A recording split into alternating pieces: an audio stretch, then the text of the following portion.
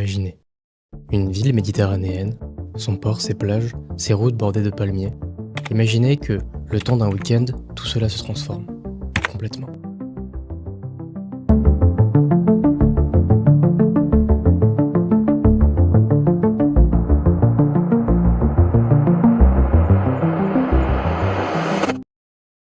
La plage n'est plus un simple lieu de baignade, elle devient un stade.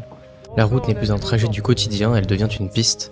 Du Veilla à la base nature, c'est une arène géante qui s'installe, prête à accueillir l'une des plus grandes performances sportives au monde. Le T100, French Riviera, un triathlon de 100 km, 2 km de nage, 80 de vélo, 18 de course à pied. Le tout sur un décor unique où la mer touche la montagne, où l'asphalte se perd dans les côtes et où chaque virage devient un défi. Un événement mondial, diffusé dans plus de 160 pays. On y vient pour voir des champions. Des corps taillés pour repousser les limites, des nageurs qui glissent sur l'eau comme des lames, des cyclistes qui dévalent les routes à une vitesse qui défie l'imagination, des coureurs qui, malgré la chaleur et l'épuisement, trouvent encore l'énergie de franchir la ligne. On y vient pour vibrer avec la foule, crier des prénoms que l'on ne connaissait pas la veille, et pourtant encourager comme si c'était des amis de toujours. Mais ce que les caméras ne montrent pas toujours, c'est la véritable force invisible derrière cet événement. Des centaines de femmes, d'hommes, de jeunes qui se sont levés tôt, très tôt, qui ont donné leur énergie, leur sourire, leur patience, qui ont accepté d'être invisibles pour que d'autres puissent briller sous les projecteurs. Ce film leur est dédié, l'histoire des bénévoles du Tessin, l'histoire de celles qui ont rendu possible l'impossible.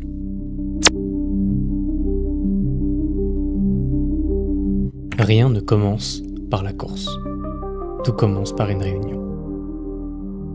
On pourrait croire qu'un événement comme le T100 démarre dans l'eau, au coup de sifflet, mais non. Tout démarre dans une salle, un mercredi soir, entre 4 murs blancs. Des dizaines, non, des centaines de bénévoles, des plans de ville étalés sur les tables et des carnets où l'on note des stylos qui surlignent des trajets. Des passagers, des points de rassemblement, des horaires si précises qu'on se demande presque si ce n'est pas une mission militaire. Et croyez-moi, vous avez plus de chances de dormir tranquillement chez vous que de vous retrouver sous ce hangar vêtu de bleu à 4h du matin. Un bleu qui, ce soir-là, n'est pas juste une couleur, c'est un symbole. Celui d'une appartenance, celui d'une force, celui d'un désir partagé, rendre l'impossible possible. 4 jours.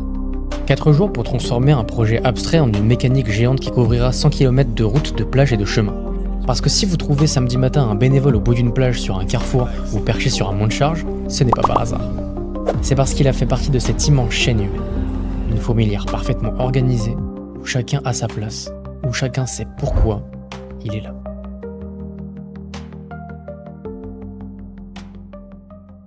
Alors on pourrait croire qu'avec autant de monde, ce serait le chaos. Trop de voix, trop d'ordre, trop d'incertitudes. Mais non, c'est l'inverse. Plus il y a de bénévoles, plus la structure devient solide. Et le miracle, c'est que ça fonctionne. Même mieux encore, ça fonctionne mieux que ce que vous pourriez imaginer. Revenons-en donc à l'instant T, le jour 1, lundi. Quentin prend la parole, la masse indistincte devient des bénévoles, les bénévoles se transforment en équipe, et chaque équipe trouve son rôle. Chaque point critique a son responsable. Des responsables que, pour des raisons mystérieuses, on appelle désormais les référents. Ne me demandez pas pourquoi, je n'ai pas choisi le mot. Ce soir-là, tout est encore abstrait. Des lignes rouges sur un plan, des symboles tracés au feutre, et dans quelques jours, ça sera une réalité. Une ville entière, réinventée par un maillage. Un maillage si dense qu'il remplacera le temps d'un week-end, les feux tricolores, les panneaux et même la police. C'est ici que naît l'organisation, c'est ici que l'impossible commence à devenir possible.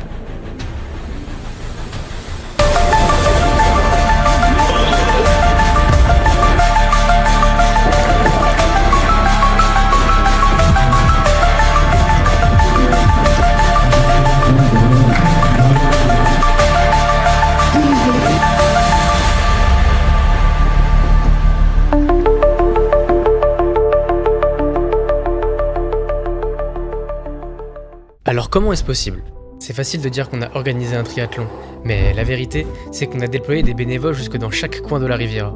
De la plage du Veillat à Saint-Raphaël, jusqu'aux allées de la base nature à Fréjus, en passant par les routes sinueuses de Boulouris, les baies d'Aguet, les viaducs d'Antéor, jusqu'au virage de Théoul, et même aux abords de Mandelieu. Chaque ville, chaque village a été traversé, habillé aux couleurs du Tessin. Derrière chaque barrière installée, chaque carrefour sécurisé, il y avait des hommes et des femmes qui ont donné de leur temps pour que ce spectacle prenne vie. Et au-delà du sport, c'est la beauté de notre région qu'on a révélée au monde.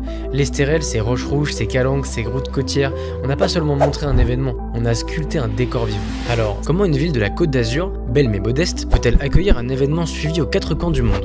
Je pourrais vous donner 1001 raisons sur pourquoi la Côte d'Azur est mondialement connue grâce à son cadre idyllique, ses régions variées, passant de l'eau à la montagne à la cuve et rivière, mais nous pourrions passer des heures à citer des lieux magnifiques que nous n'avons pas à notre disposition. Alors je vais m'arrêter là. La réponse elle est plus simple, et pourtant elle échappe souvent. Organisation, passion et bénévolat. Des dizaines de personnes ont préparé cet événement avant même les bénévoles. Et on a eu quelque chose d'incroyable. Plus de 600 volontaires répartis sur 2 jours, sur 100 km de parcours. Ce chiffre, c'est pas une statistique, c'est un maillage humain, une toile invisible qui recouvre la ville. À chaque carrefour, un gilet fluorescent, à chaque ravitaillement, des mains prêtes à tendre des bouteilles, à chaque entrée, une zone, un regard qui surveille, un bras qui rassure. Et derrière chaque note, il y a un visage. Un visage qui sourit à un spectateur perdu. Un visage qui rassure un enfant au bord de la route. Un visage qui applaudit, parfois plus fort que la foule, un athlète à bout de souffle. Ce que les spectateurs appellent miracle logistique n'a rien de miraculeux. C'est une addition, une somme infinie d'instants, de secondes offertes, de patience, d'attention et de dévouement.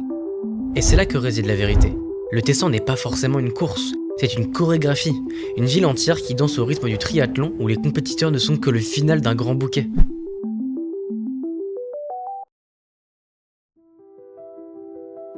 Et nous, à la mission locale, à notre échelle, on a tenté de couvrir chaque instant, chaque sourire, chaque foulée, pour vous transmettre l'événement comme si vous y étiez.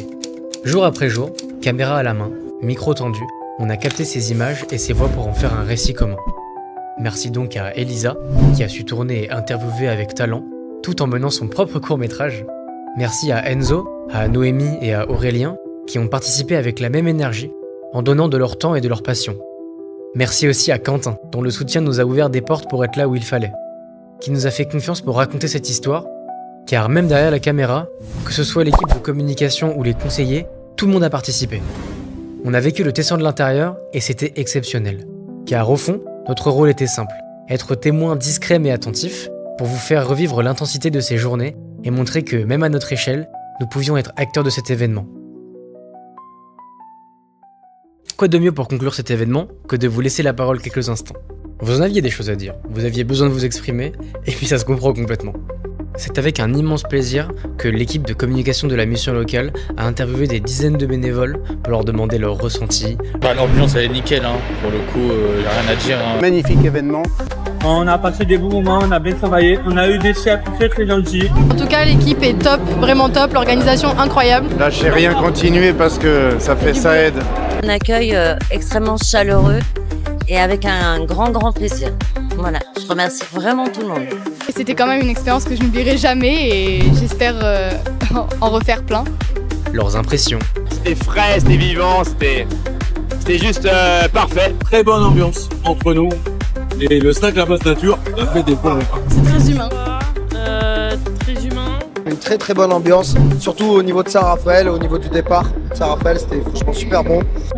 Félicitations à toute l'équipe de bénévoles et c'est un événement qui restera gravé dans les cœurs des Fréjussiens et en espérant que ça revienne l'année prochaine. Je suis très content de cette première expérience. C'était vraiment une expérience hyper enrichissante, une équipe formidable, toujours à nous aider, on courait un peu partout et à certains jours c'était vraiment super. Leurs tâches. Ils veulent remettre les barrières à 13h. Il y avait quand même de la barrière à remuer. Et ben nous on est le snack de la base nature.